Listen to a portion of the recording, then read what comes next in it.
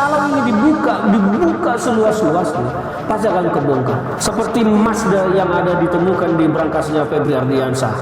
Kalau benar itu miliknya dia, memang Febri Ardiansyah ini ya bajingan tengik yang tidak boleh dibiarkan hidup di Republik ini. Ini kan keterlaluan sekali. Kalau dikembangkan lebih luas ya, follow the money kemana-mana, ini akan banyak pejabat yang rontok. Saya percaya akan sangat banyak yang rontok. Sangat banyak. Nah ini juga kan kejahatan yang luar biasa.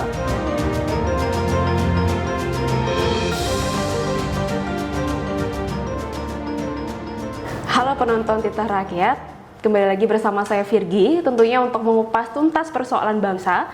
Dan hari ini sudah bersama Bang Ferdinand. Bang, apa kabar? Kabar baik. Gimana aktivitas belakangan ini, Bang? Ya lumayan, lagi banyak nonton peristiwa di negara ini. Semakin menarik ya peristiwa negara ini, Bang. Ya, semakin menarik. Banyak yang lucu, banyak yang aneh. Dan tentunya Bang, belakangan ini publik sedang digegerkan Bang, karena kejadiannya baru-baru ini terjadinya penggeledahan di salah satu kafe yang mungkin Abang udah tahu ya, dan juga penonton Titah Rakyat pastinya udah tahu penggeledahan oleh kepolisian di kafe The Clan Signature yang ada di Cipete. Nah, sebenarnya duduk perkara dari permasalahan ini sampai adanya penggeledahan ini gimana Bang? Kenapa bisa ada penggeledahan dan latar belakangnya sebenarnya seperti apa? Ya kalau kita mendengar dari keterangan singkat dari pihak Kortas Tipikor Polri, ini kan penggeledahan yang dilakukan ini sebetulnya bukan hanya di 3 titik, tetapi ada nanti sekitar 10 titik yang akan digeledah terkait dengan 3 perkara tindak pidana korupsi. Ya ada asuransi Asabri, termasuk juga terjadinya blackout beberapa hari terakhir listrik di Jawa, Sumatera, dan Kalimantan. Dan ada kasus-kasus yang memang dianggap perlu untuk ditindaklanjuti. Tapi ini kan sampai sekarang kita juga belum mendengar dari pihak penyidik penggeledahan kemarin yang dilakukan di Cipete, di The Clan, sama di rumah di Sentul dan sebuah money changer. Belum ada keterangan resmi dari penyidik ini terkait perkara yang mana dan terkait siapa subjeknya. Tetapi kan publik mengaitkan semua dengan Jampitsus Febri Ardiansyah. Mengapa demikian? Karena ada jejak perjalanan kasus ini.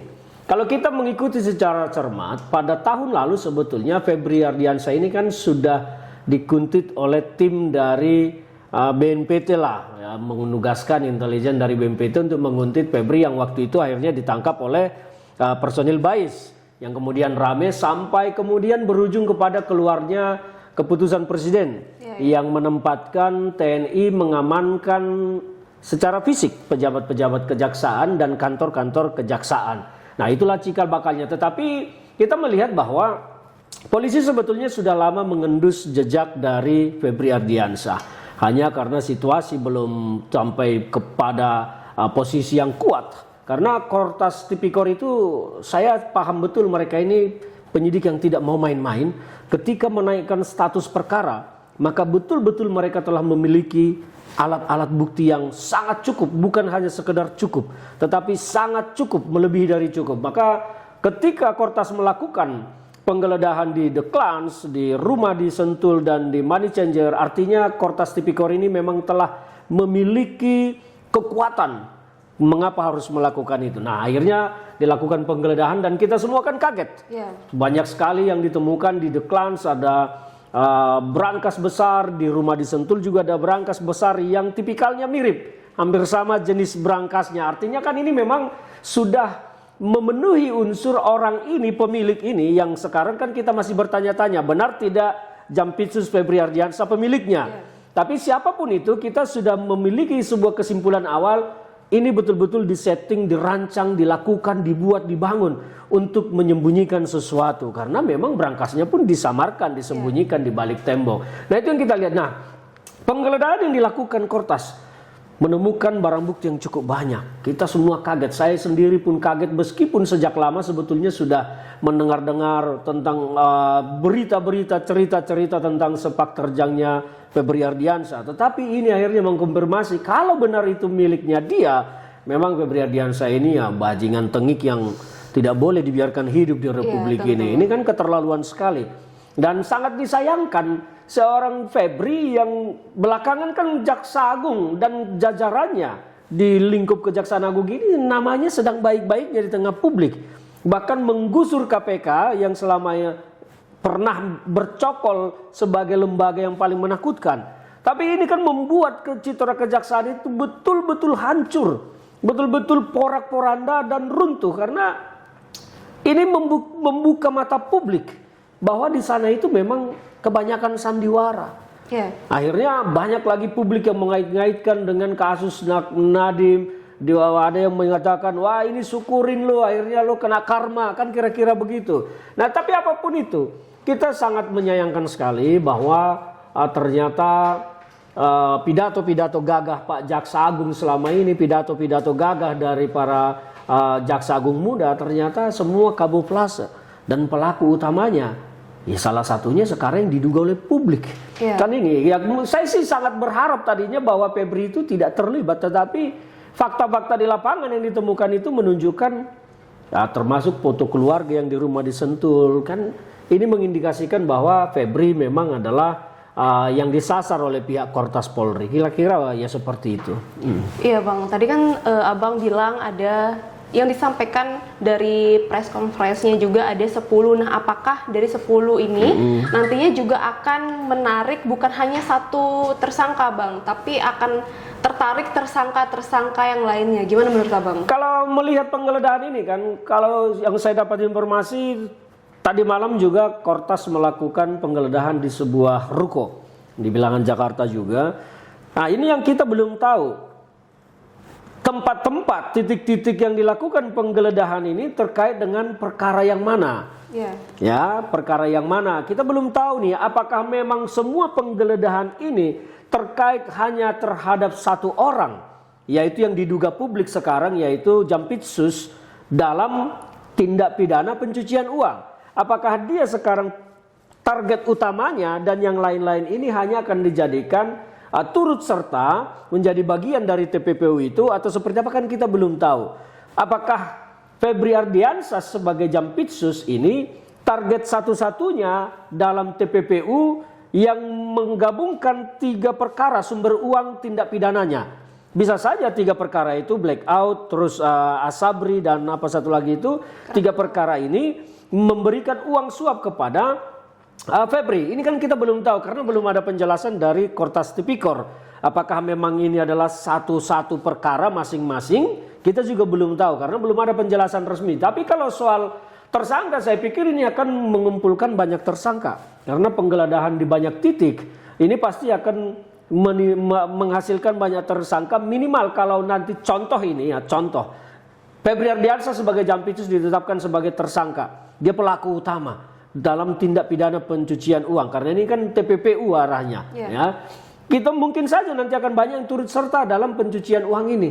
Mungkin juga pemilik money changer yang digeledah itu, pemilik kafe yang dideklarasi, terus pemilik ruko, dan banyak tempat nanti akan digeledah, termasuk kantor-kantor perusahaan ini kan yang diduga terlibat pasti akan digeledah oleh Kortas Tipikor. Jadi berapa nanti tersangka kita belum tahu sampai sekarang, karena ini masih publik kan masih menduga-duga dan meraba-raba. Seperti yang disampaikan tadi, apakah ini TPPU-nya adalah target utamanya Febri Ardiansah sebagai Jampitsus, yang lain turut serta, ataukah memang kasus blackout sendiri, kasus Asabri sendiri, kasus yang satu lagi sendiri, kita belum tahu. Jadi kalau itu sendiri-sendiri tentu tersangkanya juga akan banyak. Nah, kalau nanti Febri memang adalah tokoh utama TPPU ini, yang lainnya pasti tentu masuk juga dalam turut serta melakukan kejahatan TPPU bersama-sama dengan Jampitsus Febri Ardiansah. Kan kira-kira seperti itu. Nah, ini sekarang kita belum tahu. Jadi ya kita tunggu nanti keterangan dari pihak Kortas Polri. Tetapi saya meyakini tersangka dalam perkara ini pasti akan banyak, ya pasti akan lebih dari 5 orang, mungkin bisa 10-an orang. Iya Bang, karena banyak tadi sudah diumumkan di press conference terkait target penangkapan atau penggeledahan khususnya. Apakah justru sebenarnya ini tidak memunculkan istilahnya udah diinfokan Bang? Apakah ini sebenarnya tidak, ini memberikan ruang Bang untuk yang lokasi selanjutnya tidak, biar nggak ketahuan gitu Bang? Dalam hal teknik melaksanakan penindakan seperti ini, penggeledahan, ada banyak cara strategi. Saya melihat bahwa yang disampaikan itu titik-titiknya bisa saja ini adalah memancing supaya ularnya keluar justru. Jadi bukan kesan untuk nanti orang di sana malah menghilangkan alat buktinya atau membawa keluar. Tidak, justru mungkin penyidik melakukan itu dalam langkah taktisnya supaya ularnya justru keluar. Bisa saja tempat yang disebut itu sebetulnya bukan target. Atau bisa saja bahwa itu belum dijadikan target utama atau belum diketahui sebetulnya di dalam itu apa.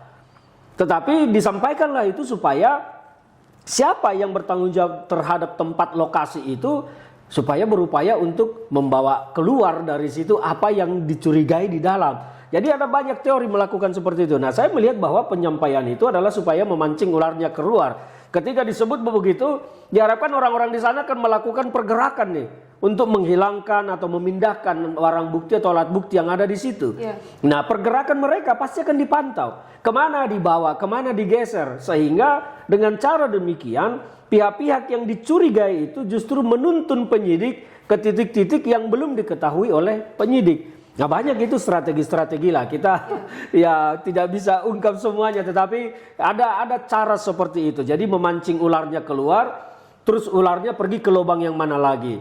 Kan itu cara saja, banyak cara yang dilakukan oleh penyidik. Tapi kita tidak perlu khawatir apakah itu nanti menjadi seperti seolah-olah nanti di sana jadi tahu jadi ini. Enggak seperti itu. Menurut saya penyidik melakukan teori itu memancing ularnya keluar, kemudian ularnya nanti pergi ke lubang yang mana.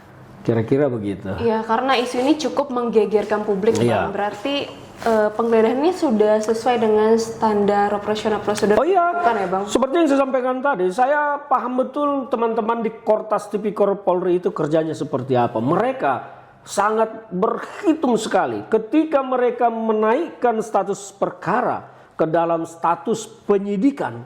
Itu mereka pasti sudah memiliki alat-alat bukti, barang bukti, keterangan, informasi yang lebih dari cukup. Bukan hanya sekedar cukup. Kalau KUHP kan mengatur minimal 2 alat bukti. Kortas Tipikor itu selalu berupaya menyajikan semuanya sangat lengkap dan melebihi syarat-syarat minimal. Banyak perkara pidana syarat minimal yang penting 2 alat bukti terpenuhi. Padahal alat buktinya pun banyak yang rekayasa, naik status. Kortas itu saya mengenal cara kerja mereka sangat presisi sekali. Mereka tidak sembarangan menaikkan status perkara ke penyidikan ketika mereka masih memiliki alat bukti yang lemah meskipun cukup. Jadi mereka pasti akan sudah memiliki keterangan, informasi, data dan barang-barang bukti yang sangat cukup, lebih dari cukup untuk membuktikan bahwa yang mereka lakukan tidak salah. Nah, inilah yang kita sayangkan juga belakangan kan rame soal kehadiran tentara di sana. Ini kan bikin kita, waduh, geleng-geleng kepala. Jadi memunculkan isu publik yang lain ya, Bang? Iya, jadi kalau kehadiran tentara sendiri ini gimana, Bang? Karena publik kan cukup digegerkan dengan kehadiran institusi ini. Nah, inilah yang kita sangat sayangkan. Sebetulnya kehadiran tentara di kejaksaan itu kan ada dasarnya, yaitu keputusan presiden yang memerintahkan aparat TNI untuk melakukan penjagaan terhadap pejabat kejaksaan dan juga aset kantor-kantor kejaksaan. Tetapi saya melihat Kepres ini disimpangkan, disalahgunakan oleh pihak kejaksaan. Mereka malah menggunakan ini untuk melindungi diri mereka lebih daripada apa yang digariskan di Kepres itu. Nah, ini yang kita sayangkan sekali, dan sekarang tentara pun harusnya mereka berpikir lebih jernih. Komando-komando di tentara ini, pimpinan-pimpinannya harusnya paham tugas mereka melindungi fisik pejabatnya, melindungi aset kantor kejaksaan, bukan melindungi pejabat kejaksaan dari upaya penegakan hukum. Ini kan kesannya tentara jadi berupaya menjaga, melindungi Jampitsus Febri Ardiansyah dari proses hukum yang dilakukan oleh polisi. Dan ini sangat tidak baik. Tentara kebablasan bersikap di sini. Tentara salah melangkah di sini. Tugas mereka adalah menjaga fisik keselamatan mereka dari ancaman ketika mereka melakukan proses hukum terhadap perkara-perkara korupsi yang disidik oleh kejaksaan. Karena banyak ancaman. Mengapa Presiden memerintahkan tentara? Karena Presiden melihat ketika kejaksaan akan memproses hukum, perkara-perkara korupsi seperti tambang ilegal, ya kita tahu waktu itu timah, itu mereka pasti akan menghadapi backing dari tambang-tambang ilegal ini yang tidak jauh-jauh dari aparat-aparat juga. Nah, kenapa mereka harus dikawal? Karena supaya mereka berani dan tidak takut juga menghadapi aparat yang menjadi backing pelaku tambang ilegal di lapangan. Nah, itulah dasarnya Presiden memutuskan memerintahkan tentara untuk mengawal jaksa. Nah, sekarang ini tentara kebablasan. Mereka malah seperti menolak proses hukum yang dilakukan dan terkesan melindungi terduga koruptor. Ini kan menjadi menyimpang, apalagi proses hukum ini dilakukan oleh polisi, tentara datang juga bawa senjata, ini kan tidak elok di tengah publik. Kesannya tentara ini malah mau adu kuat, merasa lebih kuat dari polisi. Tentara ini harusnya berpikir tugas mereka bukan itu. Bahkan kalau perlu mereka harus mengamankan aparat penegak hukum yang melakukan proses hukum terhadap Febri Diansah. Bukan malah berusaha membentengi, menghambat, menghalangi. Ini kan yang muncul sekarang, tentara terkesan menghambat, menghalangi, melindungi supaya pelaku ini tidak disentuh dan tidak ditangkap. Apalagi rumah dinas yang di Jakarta Selatan kan harusnya itu pasti menjadi salah satu titik yang wajib digeledah. Perkaranya sekarang kan penyidik menahan diri untuk tidak menggeledah itu karena udah dijaga tentara, memanggul senjata laras panjang. Jangan sampai bentrok di lapangan, masa bunuh-bunuhan polisi sama tentara, masa tentara melindungi hal seperti ini kan ngawur tentaranya. Makanya kita berharap Presiden Prabowo itu sudah harus memerintahkan Panglima TNI menarik semua personil yang mengamankan atau menghambat, menghalangi proses penyelidikan dan penyidikan terhadap perkara ini. Tugas mereka mengamankan fisik dari ancaman, bukan mengamankan koruptor. Jadi Kepres itu menurut saya disimpangkan, disalahgunakan oleh jaksaan, disalahgunakan oleh Jampitsus, dan disalahgunakan juga oleh tentara. Nah, ini pemimpin-pemimpin yang memerintahkan mereka melakukan itu siapa? Saya pikir harus dicopot itu tentaranya. Dan saya yakin itu paling muncul dari level-level menengah pimpinan yang membawahi pasukan ini. Ya inilah bangsa kita, mau jadi apa bangsa kita kalau tentaranya jadi seperti itu kan gitu. Iya, justru dengan adanya ini kan istilahnya offside dari tanggung jawabnya tentara ya Bang. Menyimpang. Iya, nah apakah justru ini sebenarnya jadi pertanyaan publik Bang? Apakah ini memang hukum murni yang ingin ditegakkan dengan adanya penggeledahan ini? Atau justru ada kepentingan politisasi? Iya, di tengah publik ini juga kan terjadi perbincangan yang cukup hangat sebetulnya. Ini seolah-olah ada balas dendam antara polisi ke jaksa, jaksa ke polisi. Karena polisi ditangkap kejaksaan, yang sekarang polisi mau nangkap jaksa. Ini kan perbincangan yang terbangun di tengah publik bahwa seolah-olah ini ada unsur balas dendam, ada politisnya segala macam. Apalagi di tengah publik juga masih ramai perbincangan tentang bagaimana BAIS dengan pihak Intelkam Polri masih bersih tegang. Jadi inilah yang saya pikir bahwa semuanya harus diakhiri dengan sebuah perintah dari Presiden. Ketika Presiden memerintahkannya semua harus nurut. Tidak bisa dibiarkan seperti ini. Artinya bahwa komando itu harus tunduk kepada Presiden. Kalau memang jaksa menangkap polisi karena proses penegakan hukum, ya polisi harus ikhlas. Polisi ketika menangkap jaksa karena proses penegakan hukum, ya jaksa juga harus ikhlas. Hanya memang ini kan mereka menganggap, loh polisi yang kami tangkap kan bintang 1, kenapa jaksa yang ditangkap bintang 3? Ini jomplang nih, kan kira-kira begitu. Tetapi apapun itu ceritanya, kalau saya melihatnya dari sudut pandang yang lain, saya malah melihat bahwa ini adalah sesuatu yang bagus. Bagusnya di mana?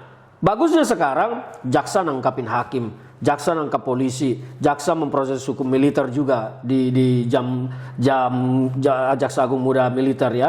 Terus polisi juga nangkap jaksa. Artinya apa? Hakim juga ini memvonis jaksa, memvonis polisi. Artinya apa?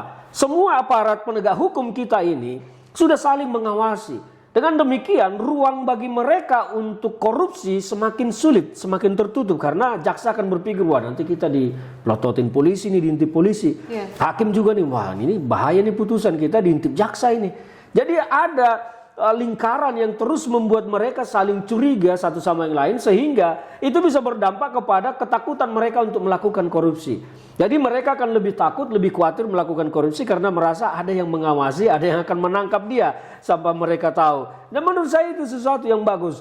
Karena kalau dulu sesama aparat penegak hukum ini sama-sama berbagi hasil buruan.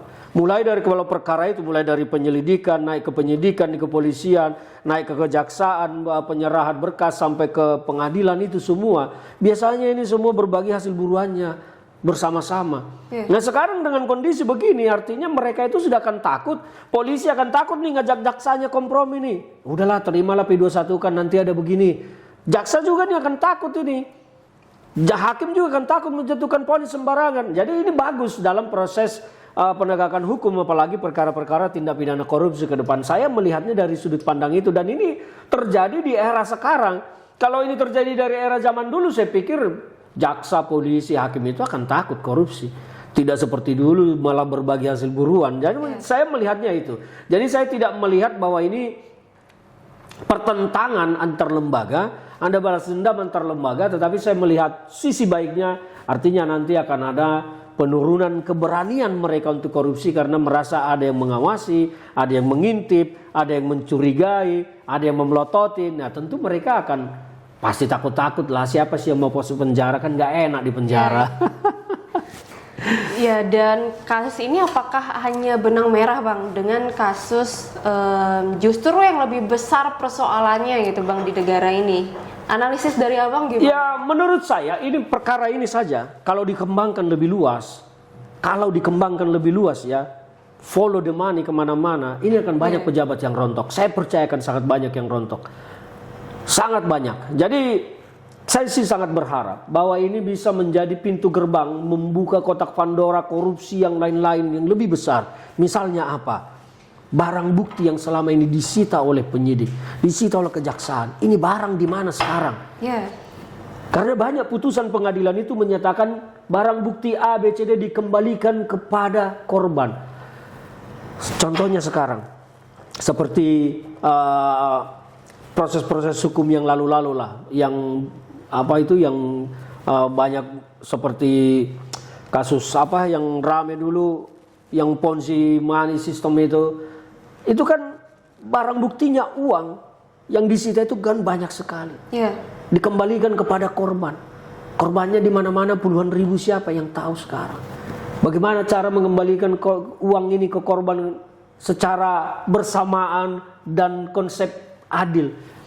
Ini kan barang bukti banyak. Waduh, ada perkara juga yang barang buktinya contohnya sekian puluh miliar. Tiba-tiba dari penyerahan ke kejaksaan dari polisi 10 miliar contohnya.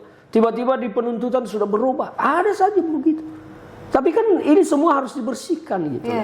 Nah inilah yang saya maksud. Kalau ini dibuka semua, maka coba didata semua barang bukti yang pernah disita kejaksaan itu barang di mana sekarang semua. Benarkah sudah dilelang dan dimasukkan ke kas negara atau dikembalikan kepada korban atau seperti apa? Nah ini juga kan kejahatan yang luar biasa. Dan inilah salah satu titik yang membuat undang-undang perampasan aset itu sampai sekarang mandek. Karena rebutan yang mau mengelola aset sitaan itu. Karena ini bergajah raksasa benar ini sitaan ini. Nah rebutan antara polisi, jaksa, hakim, KPK rebutan yang mau mengelola aset sitaan ini. Karena itu, waduh, nggak main-main jumlahnya barang sitaan. Nah itulah yang seberharga tadi. Makanya kalau ini dibuka seluas-luasnya, pasti akan kebongkar. Seperti emas yang ada ditemukan di berangkasnya Febri Ardiansah, yang diduga milik Febri Ardiansah itu emas dari mana? Jangan-jangan barang-barang bukti yang pernah disita. Jangan-jangan loh, kita nggak tahu. Kan harus diusut semua. Karena kan tidak mudah juga main beli emas batangan begitu terus dijadikan suap.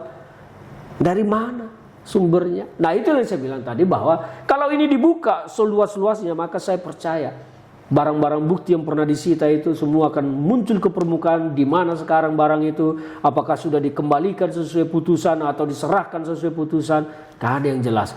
Perintah diserahkan kepada negara, benar tidak sudah diserahkan kepada negara. Bayangin sitaan itu berapa banyak selama ini. Ngeri. Iya Bang, dan isu yang beredar di sosial media ini kan cukup liar ya Bang. Tadi juga Abang sempat singgung adanya dendam lah antara kepolisian, kejaksaan dan TNI.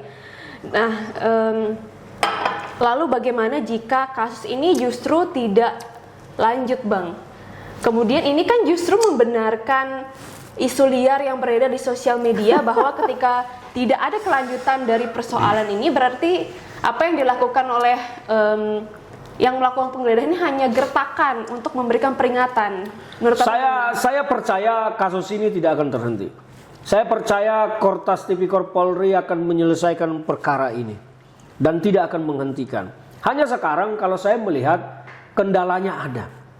Kendalanya apa? Karena berkas ini nantinya akan diserahkan ke kejaksaan juga. Penyerahan tersangka dan barang-barang buktinya. Ini kan kembali lagi ke sana.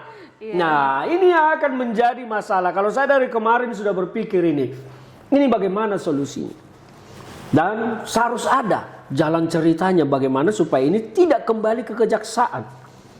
Maka menurut saya nih, Kortas Tipikor Polri sebaiknya segera koordinasi dan kerjasama dengan KPK. Kalau perlu perkara ini limpahkan ke KPK. Kenapa demikian? Karena di KPK itu mereka memiliki jaksa penuntut sendiri, tidak melibatkan Kejaksaan Agung. Meskipun personilnya sebetulnya berasal dari Kejaksaan Agung juga, tetapi karena mereka sudah berada di institusi KPK, maka mereka wajib patuh kepada perintah pimpinan komisioner. Nah, inilah yang saya pikirkan dari kemarin. Ini harus ada solusinya. Karena kalau berkas nanti diserahkan penyidik ke kejaksaan, secara normalnya begitu, kira-kira kejaksaan apa yang dilakukan? Memberikan P21 atau bolak-balik di P19? Kan ini janggal. Oke, diterima. Terus nanti karena kewenangan penahanan berada di mereka, pelakunya tidak ditahan. Terus di penuntutan dituntut aneh-aneh. Ini kan jadi ngawur. Maka saya berharap ini kepada Kortas Tipikor Polri untuk melakukan koordinasi dan bahkan kalau perlu melimpahkan perkara ini ke KPK.